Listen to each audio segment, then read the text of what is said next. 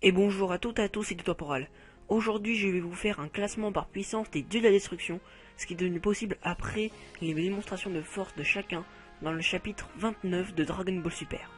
Cependant, évidemment, je tiens à dire qu'une démonstration de force dans un Battle Royale, ce n'est pas le même que lors d'un combat singulier. Là, il faut faire attention à tout le monde et essayer d'être le dernier debout sur le ring. De plus, certains Sakashin ne nous ont pas totalement montré leur pouvoir. Alors retenez bien ça, parce que ça va vraiment être très important pour la suite. Tout d'abord, Vermood, la Kaishin Clown. Dans le dernier chapitre, on nous avait laissé avec un Vermood qui avait trahi tous les autres dieux de la destruction en les attaquant par surprise. Surtout Sidra en fait, en attaquant par surprise Sidra. Dans ce chapitre, on en confirme non seulement que Vermood est très vicieux, mais aussi qu'il est plutôt puissant. Il a réussi à prendre tous les dieux de la destruction grâce à une technique de bulle d'énergie, puis il les a attaqués avec des cartes tranchantes, causant de petits mais très nombreux dégâts à tous ses rivaux. Une autre scène nous montre à quel point il est vicieux. Pendant que tous les Akaishin se battent à mort, lui fait semblant d'être KO. Il fait le mort pour que tous les autres dieux de la destruction s'entretuent. Maintenant passons à Likir, l'Akaishin Kyuubi. Lui aussi a fait une belle démonstration de sa puissance, puisqu'il a réussi à surprendre Vermood en se dégageant de l'espèce de sphère prison de celui-ci, et il a ensuite enchaîné avec une rafale de boules d'énergie super impressionnante. Il nous a aussi fait une belle démonstration de ses réflexes, car il a évité de très peu la mort par une flèche de LS, alors que celle-ci l'avait attaqué par surprise presque à bout portant. LS, la déesse de la destruction de l'univers 2, ne nous a pas montré grand chose. Elle a juste attaqué par surprise Likir avec une flèche, nous montrant plus ou moins sa rapidité et sa capacité à non pas attaquer avec des boules d'énergie ou des rayons, mais avec une arme à distance, donc des flèches, potentiellement faites de ki, et qu'elle peut du coup faire apparaître quand elle veut. Remouche est celui qui m'a le plus impressionné durant cette bataille, car seulement avec son cri bestial, car il nous a été expliqué qu'il avait les plus grands poumons de tous les univers, il a été capable de paralyser tous les dieux de la destruction, et même d'assommer pendant un court instant les Kaioshin. Remouche a donc profité de la paralysie temporaire de tous ses ennemis pour essayer de les tuer avec une charge très puissante, digne de l'animal duquel il est inspiré. Pas grand chose à dire sur Jin et Arak, qui nous ont juste été montrés brièvement en train d'attaquer. Arak utilisait des rayons alors que Jin lançait une rafale de boules d'énergie. Voilà, c'est tout malheureusement. Et c'est à peu près pareil pour Sidra, on sait juste de lui qu'il a des réflexes incroyables et qu'il peut donc déclencher un bouclier très rapidement.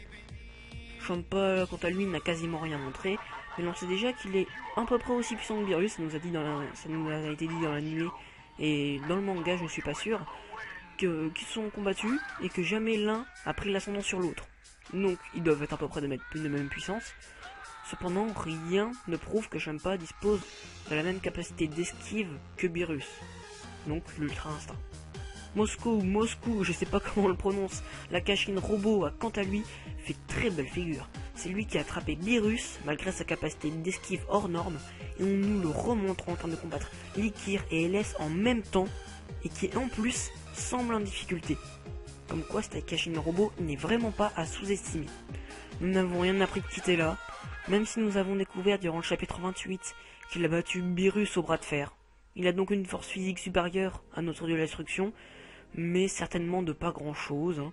Et puis nous ne savons rien de plus que lui. Est-ce qu'il maîtrise bien son ki? Est-ce qu'il peut faire des attaques destructrices? Voilà, nous savons juste qu'il a une force physique un peu ou beaucoup supérieure à celle de Beerus. Iwan est le dieu de la destruction le plus pathétique. Il ne nous a pas été montré en train d'attaquer ou de se défendre. Il a juste subi les attaques de Remouche et de Kitela avant de s'évanouir. Pendant la bataille entre Goku et Toppo, il dira ce combat est déjà du niveau des dieux. Et il avait l'air impressionné, démontrant que son niveau est très loin de celui de Beerus, qui peut battre sans trop de difficulté le SSJ Blue 100%. Maintenant que tout cela a été dit, attardons-nous sur ce fameux classement, qui je le rappelle, a été effectué lorsque les dieux de la destruction étaient sous la contrainte d'être en Battle Royale et non préparés. Ils n'ont donc pas pu montrer l'intégralité de leur pouvoir. La première place se partage entre Beerus et lui, notre dieu de la destruction, tout ça grâce à ses esquives et à sa vitesse, et à sa très grande force de frappe, à sa très grande puissance de feu, puisque si Sidra n'avait pas déclenché son bouclier, il nous a été dit que toute la destruction aurait sûrement subi de très grands dommages. Et ça se partage avec Vermood, puisqu'il n'a subi quasiment aucun dégât contre l'attaque de Likir, nous a été montré avec aucune égratignure, et il a fait des attaques d'énergie plutôt surprenantes. Les deuxièmes sont Rumouche et Moscou. Alors Rumouche, pour son cri bestial, très efficace en Battle Royale, et sa très grande force physique, et Moscou, il a attrapé Virus, il a attrapé Likir, il a attaqué LS avec des rayons laser, et il avait seulement quelques égratignures à la fin du combat. Comme je l'ai dit juste avant, Moscou n'est vraiment pas à sous-estimer. Les troisièmes sont Likir, car il a pu se libérer de la prison de Vermouth, il a fait des rafales d'énergie qui ont impressionné tous les dieux de la destruction, et il a en plus de très bons réflexes. Et Champa, que j'ai mis là parce qu'il nous a été montré seulement en train de mettre un pain durant son combat contre Iwan, je crois. Et puis quand même c'est l'alter ego de Beerus, il nous a été dit qu'ils sont de la même puissance. Donc voilà, si c'était en combat singulier, je pense que je l'aurais mis égal à Beerus certainement. Mais là, il faut pas oublier que c'est en Battle Royale. Et en Battle Royale, comme Champa ne dispose pas de l'esquive de Beerus, voilà, il est quand même vachement pénalisé. Les quatrièmes sont Sidra, Kitela et LS, ainsi que Jin et Arak. Vous avez trouvé que ça fait beaucoup? Moi aussi je trouve que ça fait beaucoup et je suis dégoûté de ne pas avoir pu les départager. Mais ils nous ont quasiment rien montré. Ce qui nous a le plus montré quelque chose, c'est Sidra. Mais il a invoqué un bouclier. Et un bouclier, ça fait pas tout lors d'un combat. Donc je suis désolé, mais malheureusement, on ne peut pas départager ces deux de la destruction là.